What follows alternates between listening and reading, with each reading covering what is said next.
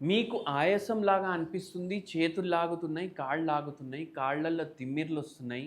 మళ్ళా దాని తర్వాత తొడలో నొప్పులొస్తున్నాయి.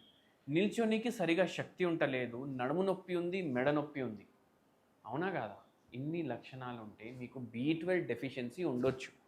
ఎందుకంటే ఏదైతే నరాలు ఉంటాయి కదా మన బాడీలో, ఇవన్నీ సింప్టమ్స్ నేను చెప్తే మీకు అనిపిస్తది, అరే నరాలు ఎఫెక్ట్ అయినాయి అనేసి. కానీ ఈ నరాలు ఎఫెక్ట్ అవ్వడానికి ఎన్నో కారణాలు ఉంటాయి. కానీ ఈ మధ్య ప్రామినెంట్ కారణం ఏముంది? B12 deficiency. ఈ డెఫిషియన్సీ రావడానికి కారణం ఏముంటుందంటే మీ డయట్లో చక్కగా బి12 లేకపోవడం. కానీ ఇప్పుడు మీ డయట్లో చక్కగా బి12 ఉంది. మీరు బి12 ఇంజెక్షన్లు తీసుకుంటున్నారు, బి కాంప్లెక్స్ టాబ్లెట్లు తీసుకుంటున్నారు, బి12 కూడా పెరుగుతుంది. అయిన లక్షణాలు పోకపోతే అది ఎందుకవుతుందంటే ఒక్కొక్కసారి వేరే బి కాంప్లెక్స్ ఏదైతే విటమిన్స్ ఉంటాయి అవి తక్కువ ఉండడం వల్ల కూడా అవుతుంది. మళ్ళీ అదే కాకుండా బి కాంప్లెక్స్ అన్నీ ఉంటే కూడా మీ బాడీలో ఇది వాడలేకుండా అయిపోయింది. ఎందుకు అయిపోయింది? ఇప్పుడు మోస్ట్ కామన్ కాజ్ నేను చెప్తాను. ఈ మధ్య రైజ్ అయిన కాజ్, ఈ మధ్య అంటే ఒక 30 ఏండ్ల నుంచి, అది ఏంటంటే గ్లోబల్ వార్మింగ్.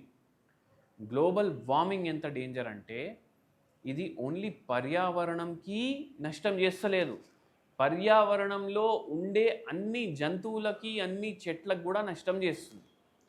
దీనివల్ల ఏమవుతుందంటే టెంపరేచర్ రైజ్ వల్ల, పొల్యూషన్ వల్ల, పెస్టిసైడ్ల వల్ల ఇది మన బాడీ ఫంక్షనింగ్కి చేంజ్ చేస్తుంది మొత్తానికి.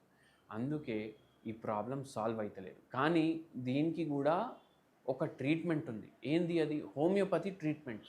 దాంట్లో కూడా కాన్స్టిట్యూషనల్ మెడిసిన్, అంటే మీ ప్రకృతిని బట్టి మనం మందులు ఇస్తాం. ఇది మీరు వాడితే మీకు ఉన్న లోపు తగ్గుతుంది. మళ్ళీ దాని తర్వాత ఏంటంటే ఇప్పుడు బి12 డెఫిషియన్సీ ఉంది. మనం ఏం ఆహారం తీసుకోవాలి? కొన్ని స్నాక్స్ చెప్తాను బి12 డెఫిషియన్సీకి.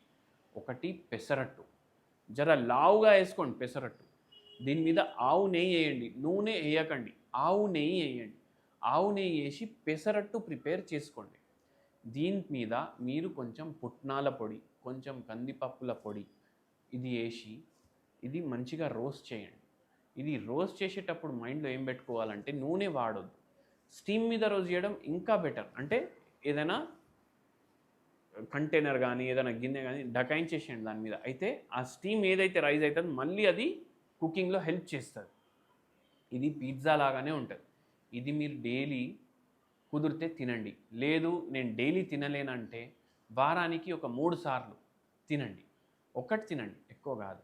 ఇది మీకు హెల్ప్ చేస్తుంది విటమిన్ బి12 లోపుతోటి ఫైట్ చేయడానికి. బై ఛాన్స్ ఇది వెజిటేరియన్స్కి పనికొస్తుంది. నాన్ వెజ్లో మనకు చేపలు ఏ రకంలో వండుకుంటారో చేప వండుకోండి, ఫ్రై చేయొద్దు, అది మైండ్లో పెట్టుకోండి. మీరు కూరలాగా చేసుకుంటున్నారంటే ఎక్కువ ఆయిల్ వేయకండి, పులుసులాగా చేస్తున్నారంటే ఎక్కువ ఆయిల్ వేయకండి. కానీ చేపలు మీరు అట్లీస్ట్ 5 మీల్స్లో 1 వీక్లో ప్రిఫర్ చేయండి. అది హెల్ప్ చేస్తుంది మీకు విటమిన్ బి12 తోటి ఫైట్ చేయడానికి. నరాలు ఏవైతే ప్రాబ్లం చేసినాయి అవి ఫైట్ చేయడానికి. ఎనీమియా డెవలప్ అవుతుంది విటమిన్ బి12 డెఫిషియన్సీ తోటి, అది ఫైట్ చేయడానికి. ఆయాసం డెవలప్ అవుతుంది, అది ఫైట్ చేయడానికి. గుండెదడ వస్తుంది, ఏదో అయిపోతుంది భయం అవుతుంది, దాంతో ఫైట్ చేయడానికి.